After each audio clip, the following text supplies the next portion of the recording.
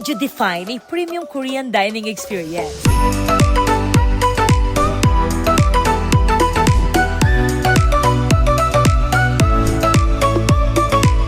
Kasi kami, feeling namin, eto na yon.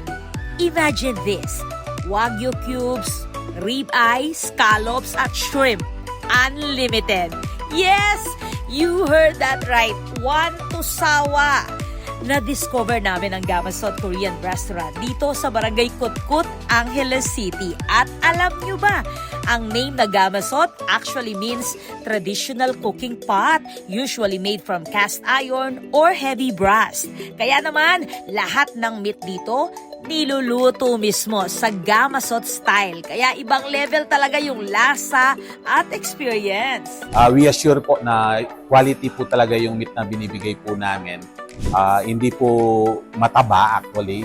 Yun po yung tinatawag nilang jolts sometimes sa ano po yung taba lang po ng baboy. Pero yung sa amin po makikita nyo na naman po na talagang quality po yung meat, may laman. At yung ginagamit po kasi namin yung liempo talaga. For only 849 pesos per head, ma-e-enjoy mo na ang kanilang Package B. Unlimited premium meats, Wagyu cubes, scallops at shrimps. Meron ding unlimited Korean street foods, unlimited drinks, may orange juice or iced tea. Literal na premium Korean dining experience without hurting your wallet.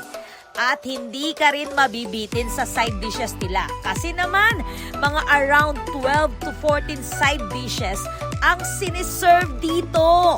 Maraming choices, maraming refill, maraming dahilan para hindi mo na mag-diet today. At if gusto mo naman ng mas budget-friendly option, meron din silang Package A for 649 pesos. Unlimited premium meats, unlimited Korean street foods, at unlimited drinks. All served in buffet style. So, more choices, more servings, and definitely more value every visit. So if naghahanap kayo ng Korean resto around Angeles City na sulit, social ang vibes, at talagang isa pa nga, Gamasot Korean Restaurant is definitely worth checking out. Kayo, anong unang kukunin nyo? Wagyu cubes, ribeye, scallops, o hipon?